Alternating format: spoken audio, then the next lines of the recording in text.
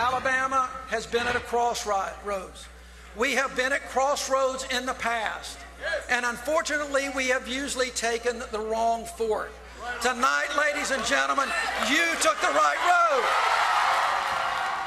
road. There you go. Democrat Doug Jones declaring a surprise victory in Alabama as his embattled opponent Roy Moore refuses to concede. Republicans now down a seat in the Senate. So how will this impact the president's agenda?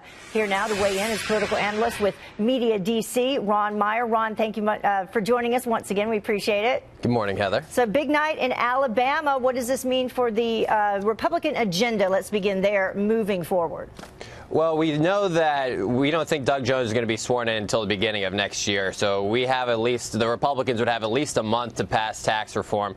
And so, but even if they don't, I think Doug Jones will be compelled to have to look at voting for these sorts of things. If you look at someone like a Manchin from West Virginia, a Heidkamp from North Dakota, they're really hurting themselves by not being bipartisan, by not voting with Republicans ever, especially on things like tax reform. And so he's basically, Doug Jones is a dead man walking in 2020 unless he works with Republicans. And so, in fact, the Trump agenda may not be dead. It's just he's going to, I think Doug Jones is actually going to have to work with the Trump agenda with Republicans in order to get anything done. And I think that's frankly a good thing to actually have some bipartisanship up here on the Hill. Well, Republicans could only lose 2 votes before. Now they can only lose 1. Is there one specific area that you think is more important for Jones to come on board than others?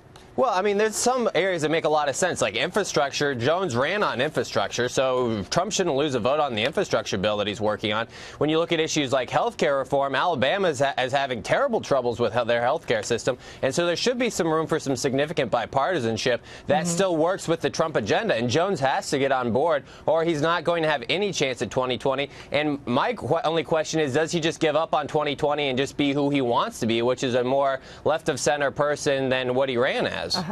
And what do you think this means for, like, the midterm elections moving forward? Because, as you know, the president tweeted, it never ends. There's another election coming soon. It never ends, but Republicans do have to learn a lesson. Yes, Roy Moore was a terribly flawed candidate. Yes, Republicans didn't show up because of his allegations, because of his other problems. But you also have to remember, Democrats, if you look at the turnout, were ultra energized. Places where in the highly Democratic areas turned out higher than ever before.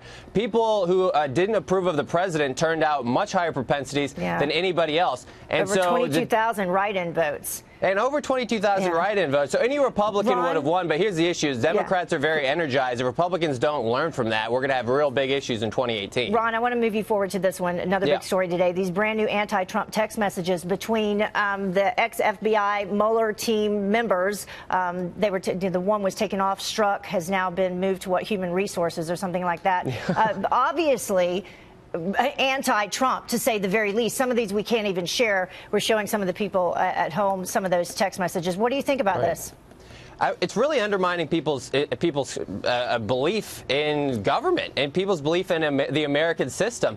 We've heard President Trump say crazy things about the investigation, like you shouldn't believe it, it's a farce. And then when you see text messages like this, people start to believe that. And when you have the FBI and when you have a multi-million-dollar investigation being undermined like this, it really withers away people's trust in government and their faith in American institutions. And that is a sad thing. And so not only should these people be punished and should the probe be looked at, it's really sad when you have to investigate the investigators in America, and that's where we are. We need to investigate the investigators to get to the bottom of it, to see if this is actually a fair investigation. And the fact that I don't know how it could be at this point. I don't know how it could be either, and that's crazy. Thank you so much, Ron. We appreciate you joining us. A lot to talk about today. Thank you.